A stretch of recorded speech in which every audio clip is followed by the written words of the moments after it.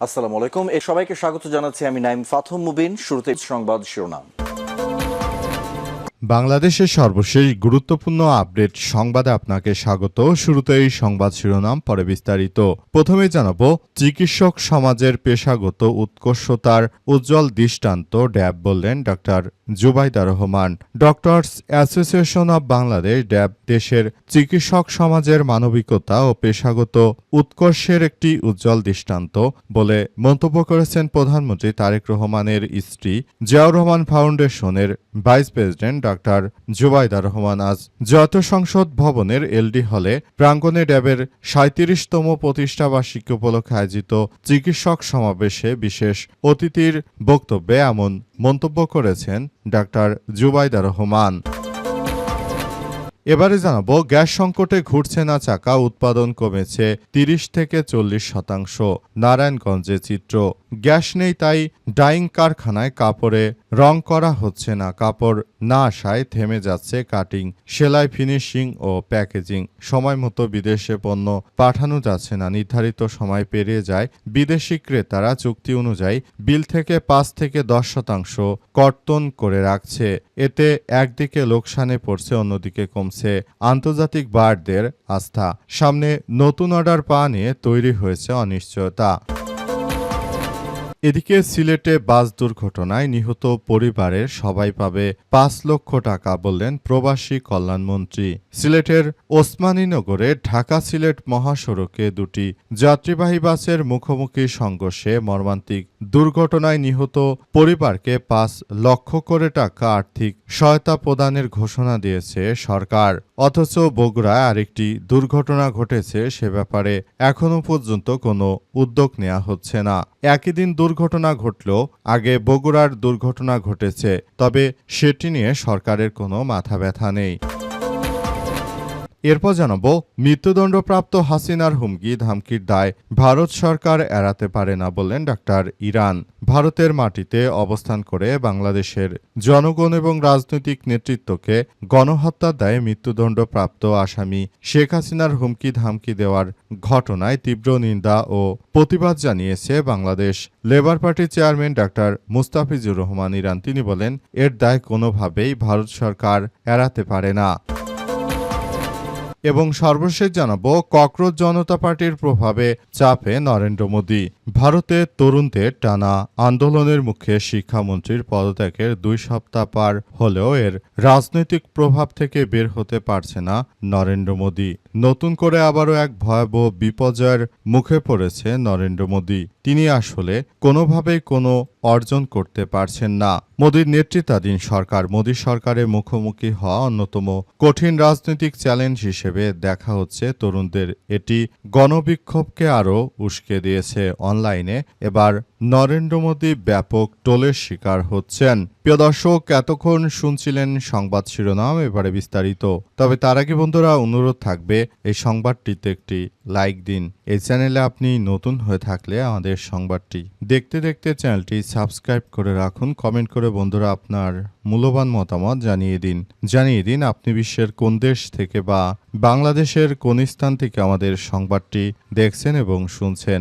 আর বন্ধুরা, সংবাদটি আপনার সোশ্যাল মিডিয়া ফেসবুকে শেয়ার করে বন্ধুদেরও দেখার সুযোগ করে দিন।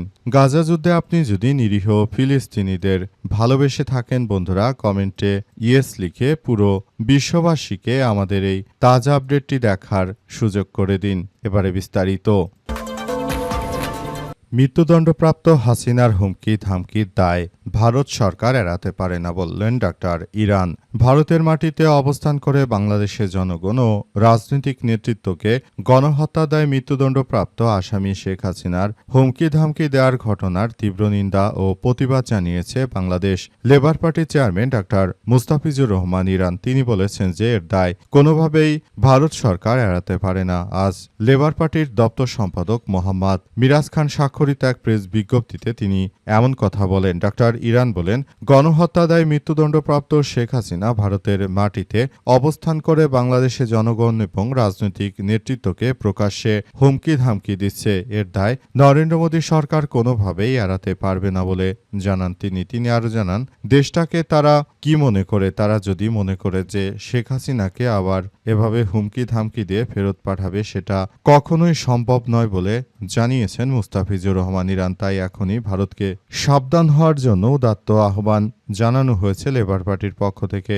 উল্লেখ্য, লেবার পার্টি বর্তমানে 11 দলীয় জোট বা বাংলাদেশ জামাত ইসলামের নেতৃত্বাধীন যে জোটের সঙ্গে রয়েছে, তারা প্রতিনিয়ত বর্তমান সরকারের ব্যাপক সমালোচনা করছে এবং দেশটাকে একটি ভালো অবস্থানে নিয়ে যাওয়ার জন্য তারা কার্যক্রম চালিয়ে যাচ্ছে বলে আমরা বিভিন্ন গণমাধ্যমে বিষয়টি দেখতে পাচ্ছি।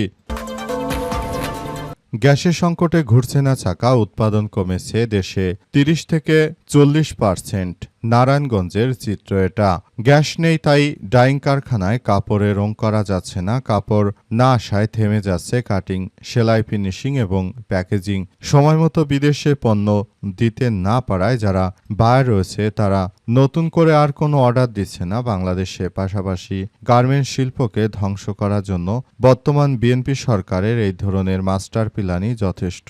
গার্মেন্টস শিল্পকে যদি এভাবে ধ্বংস হতে দেয়া হয়, ভবিষ্যতে এই তারেক রহমানকে আর খুঁজে পাওয়া যাবে না। কারণ বাংলাদেশের অসংখ্য মানুষ এই পেশার সঙ্গে জড়িত থাকার কারণে পেশাটির গুরুত্ব অনেক। কিন্তু বর্তমান সময়ে আমরা দেখতে পাচ্ছি, বর্তমান যিনি সরকার প্রধান রয়েছেন তার কোনো ধরনের দায়িত্ব আমরা দেখতে পাচ্ছি না এই কার্যক্রমে। আসলে এটা নিয়ে সবাই বড় ধরনের সমস্যার সৃষ্টি শুরু করেছে। শেষ পর্যন্ত বিষয়গুলো কোন দিকে যাচ্ছে সেটি বোঝা বড় দায়। কারণ যে সরকারই আসে তারা তাদের মতো রাষ্ট্র পরিচালনা করতে চায়, কিন্তু শেষ পর্যন্ত আর সেদিকে যায় না, বরং বিষয়গুলো খুবই ভিন্ন দিকে চলে যাচ্ছে, যেটি আসলে কোনোভাবে গ্রহণযোগ্য হতে পারে না। চিকিৎসক সমাজের পেশাগত উৎকর্ষতার উজ্জ্বল দৃষ্টান্ত বললেন doctor Zubaida Rahman. Doctors association of Bangladesh DAB দেশের চিকিৎসক সমাজের মানবিকতা এবং পেশাগত উৎকর্ষতার একটি উজ্জ্বল দৃষ্টান্ত বলে মন্তব্য করেছেন প্রধানমন্ত্রী তারেক রহমানের সহধর্মিণী ও জিয়াউর রহমান ফাউন্ডেশনের vice president doctor Zubaida Rahman আজ জাতীয় সংসদ ভবনের এলডি হল প্রাঙ্গণে ড্যাবের 37তম প্রতিষ্ঠাবার্ষিকী উপলক্ষে আয়োজিত চিকিৎসক সমাবেশে বিশেষ অতিথির দেওয়া বক্তব্যে তিনি এমন মন্তব্য করেছেন। বক্তব্যের শুরুতে শহীদ রাষ্ট্রপতি জিয়াউর রহমান ও দেশনেত্রী বেগম খালেদা জিয়ারকে শ্রদ্ধাভরে স্মরণ করেন ডক্টর জুবাইদা রহমান।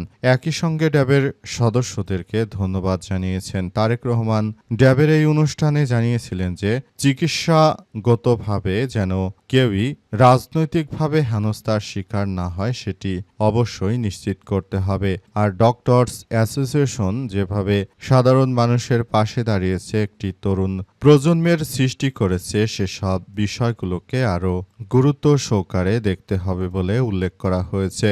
ড্যাবের পক্ষ থেকে আরও বলা হয়েছে যে দেশটাকে সুন্দরভাবে গড়ে তোলার মধ্য দিয়ে সবাইকে আরও বেশি দায়িত্বশীল ভূমিকা পালন করতে হবে। দেশটাকে একটি সুন্দর ও সমৃদ্ধির একটি আধুনিক রাষ্ট্র কাঠামোর গত দিকে পরিচালিত করতে হবে বলে উল্লেখ করা হয়েছে।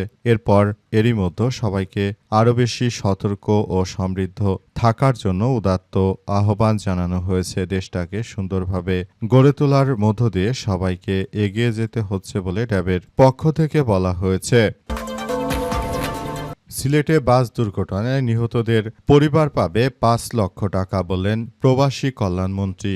সিলেটের ওসমানীনগরে ঢাকা সিলেট মহাসড়কে দুটি যাত্রীবাহী বাসের মুখোমুখি সংঘর্ষের ঘটনায় মর্মান্তিক দুর্ঘটনায় নিহতদের পরিবারকে 5 লক্ষ টাকা করে আর্থিক সহায়তা প্রদানের ঘোষণা দিয়েছে সরকার। এই ঘটনায় আহত হয়ে চিকিৎসাধীন প্রত্যেককে 1 লক্ষ টাকা এবং পঙ্গুত্ব বরণকারীদের চিকিৎসা সনদের ভিত্তিতে 3 লক্ষ টাকা করে সহায়তা দেওয়া হবে। তবে আজ দুপুরে Sylhet MAG Osmani medical college হাসপাতালে আহত ব্যক্তিদেরকে দেখতে যান সেখানকার মন্ত্রী অর্থাৎ বাংলাদেশ প্রবাসী কল্যাণ ও কর্মসংস্থান মন্ত্রী আরিফুল হক। তিনি সেখানে গিয়ে সবাইকে দেখেছেন এবং সবার প্রতি তিনি এই বার্তা দিয়েছেন যে সবাইকে বলতে চাই আপনারা যার যার জায়গা থেকে বিষয়গুলো খুব গুরুত্ব সহকারে দেখবেন এবং আপনারা সবকিছু একটি সুন্দর ও সমৃদ্ধির দিকে নিয়ে যাবেন বলে এমন প্রত্যাশার কথা আমরা আসলে বলতে পারি। কারণ এই মুহূর্তে সবাইকে আরও বেশি সজাগ ও সতর্ক থাকতে হবে যাতে করে ভবিষ্যতে বিষয়গুলো খুব সুন্দরভাবে এগিয়ে যেতে পারে সেই প্রত্যাশার কথা আসলে জানিয়েছেন।